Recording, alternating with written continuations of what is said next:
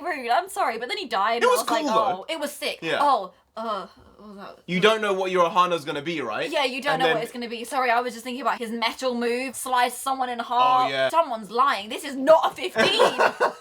It didn't stop. They didn't cut away. They just let the whole body move through. Oh. Yeah. When Cole dismembered that troll ogre World of Warcraft beast Yeah. there, that was... Oh, Ooh. there was a lot of that. Ooh. As you can tell, I'm not the biggest fan of the games either because it's just too gory for me. So I know bits and pieces. I know some of the iconic lines. Get over here. Those ones, Which you know, they put in. fatality. Yeah, they put those in. Yeah. Flawless victory. Yeah. Get over here. They put them in. And even though I'm not a fan of the games, I was like, that's from the games, right? It Yeah. has to be. But it didn't seem too cheesy. The thing is, the whole story could have been done so much better. Like, looking at it, obviously it was released during the pandemic while it was still going on at the height, not right now where we're hopefully at the tail end of it, but when that film came out, it didn't make that much money at the box office, but it was the most watched film on HBO Max ever.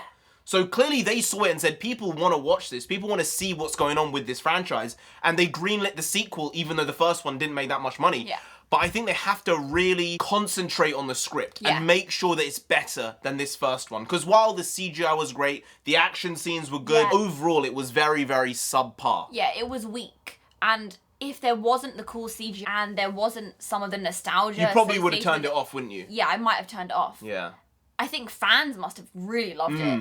But there were just some small tweaks you could have made to this story. Yeah. And specifically the main character and the way they moved through it that would have just turned this from subpar to a 6 out of 10. 6, It's not 7. that he was unlikable. It's No. not that. It's just you didn't really get him. Even things with the kid, Cole's kid. You thought it was his sister because it Yeah. wasn't clear as to who she was right at the start. I think they used the word daughter at one point, but it was only one point, so I misheard it and I was like, oh, sister. And then later, wait, what?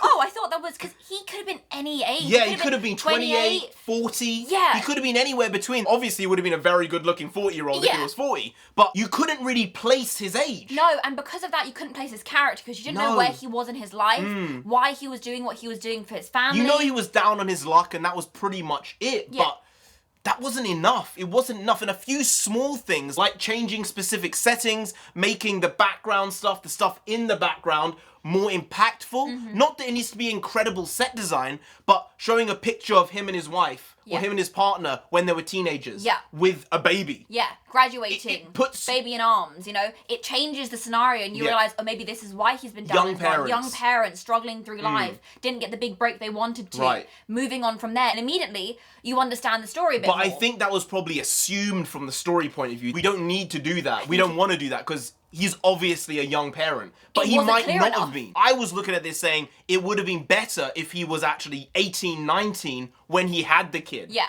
Because that way you can kind of understand his entire life trajectory and how it changed because of those circumstances. Yeah, of course. One thing that I really didn't like was the trajectory of his character and him being a quitter. Because now there's a second film, what's his trajectory going to be? He's fixed it. So where's his future growth as a character? He was a quitter. He's no longer a quitter.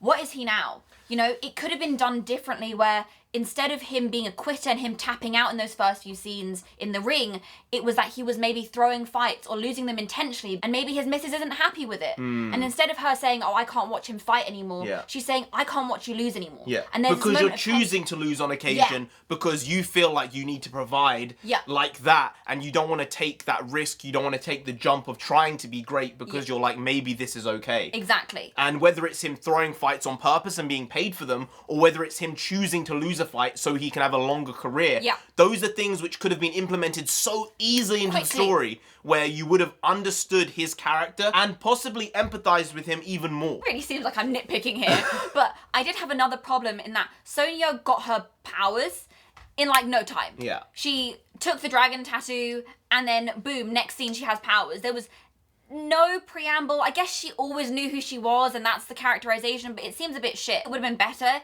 if they'd kept Kano alive and they changed the type of betrayal. Instead of him betraying them, says, I'm gonna leave. I'm gonna take my laser eye and I'm gonna become a mercenary. I'm gonna destroy. And then we would have had him for a later film. And at the beginning of the next film, we could have seen Sonya taking on someone, achieving her powers throughout the film. Maybe in the middle, there could have been some banter and some further characterization for the next film. Yeah.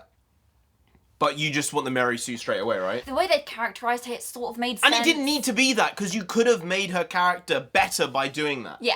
But instead they said, no, we give her powers straight away. Yeah. Everyone else struggled to get powers. Bang. Boom. Powers straight away. She leaves the previous scene, comes through the portal, and she has powers. She's got laser arms. Was it the electricity that did it? I don't know. Ridiculous shit. But I will say another problem with the film, and there seems to be us saying a lot of problems with the film, but it's just because we feel it could have been an even better movie, Yeah. and it turned out to be a 5 when it could have easily been a 7, with such small changes. But a problem was that the intro was the best part of the movie. The intro. Acting-wise, Yeah. CGI-wise, from an action point of view, it was all there in that first 7 or 8 minutes. I was really enjoying it, and then they faded to black, and then we moved on with Cole's story. That bigger time jump. And it was like, oh, I really want to see more of these Yeah, guys. that's exactly it, isn't it? From that leaping off point, the story could have gone anywhere. Yeah, they really could have. They really tried to make Cole the main protagonist, but because we'd had that 10-minute introduction with Sub-Zero and who would become Scorpion, Hasashi, it felt like it was their story, and by the end, their story was becoming a main plot. Cole's story almost became a subplot, even though he had the main bulk of the film. Yeah, it's almost like it wasn't his arc, was it? Yeah. It was his ancestors' arc from all those centuries ago. Yeah. And I think maybe that was a purposeful choice where they wanted to make it both of their stories Yeah. because it is the same bloodline, but I don't think it really played out properly where you believed it was Cole's story because it felt like it was a story in waiting for that fight at the end. Yeah, exactly. That's what you were anticipating the whole time. And then when it happened, oh shit. The scene between Scorpion and Sub-Zero at the end, Yeah. they outdid themselves with the choreography. Yeah. It really showed when you've got people who are really good at what they do, doing what they're doing. Yeah. It's incredible. I don't want to say it, but another problem I had was at the end of the film, you had this point where Raiden brought them to the Netherrealm, essentially. Yeah. The evil person cannot get here. And you think to yourself, wait, hang on a second. Why wouldn't you be training them there? Yeah, honestly. He's like, it's a void. No one can get here. With just that, you just destroyed Frisbee everything. Man just died. He Yeah. just died. Liu Kang sitting there distraught. Yeah. And you're like, I could have brought you here all along. Yeah, they didn't need to do that. They could have just been like, I'm hiding you here, and if need be, I'll move you if they appear. They could have done that instead. I don't know. Maybe it's a thing from the games. Maybe it's a thing from the overall story that I don't know about. Because I can probably count the amount of hours I've played Mortal Kombat. I'm not that into it. But that didn't make sense as a story point. You wouldn't believe it, but I would say I'm excited for a second film. Oh, so am I. I really am. Despite the gore, I'm gonna put aside my fear of gore and watch it anyway. I want to see where this story goes. I hope it gets better. Oh, Johnny Cage at the end of the movie. Yeah. That was something right there. It's like, I'm going to Hollywood, baby, and you know who's coming now. I don't know who should be cast as Johnny Cage, but I'm throwing it out there as a WWE fan for many, many years. It's The Miz. Yeah. You have to at least get him in the room because you know he would kill it. He's got the physicality, he's got the stunts, he can do the action.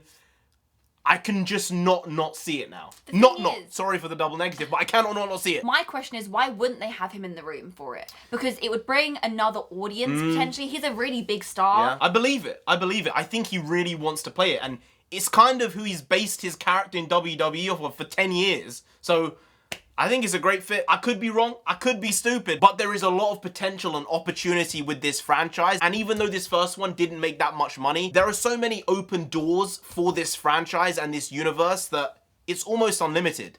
Don't mess it up. Anyway, guys, if you did enjoy this video, please do like, share, comment, and subscribe to the channel down there. If you didn't, Sub-Zero himself gonna come after you. You don't want that, do they? Want that? No. You really don't, so just subscribe anyway to avoid that. I've been NarendraTheComic. I've been Non-Sensei. She's been Non-Sensei. You've been Graham. We'll see you next time. That's tomorrow. If you don't know, make a video every single day. Been doing it every day for over 1,000 days now. We ain't stopping till we get to 10,000 subscribers. So do subscribe. Pop back again tomorrow for some more quality shitty content. So hashtag never no hitch. That goes also bring the because means nonsense in Punjabi. We also bring that. Bring a lot. Bring a little, do a lot, do a little. But we do indeed bring the quality shitty content on a daily basis. So see you tomorrow. More of the same, slightly different, but essentially the very same. The very same. Same. Once more. See you then. Skadoosh.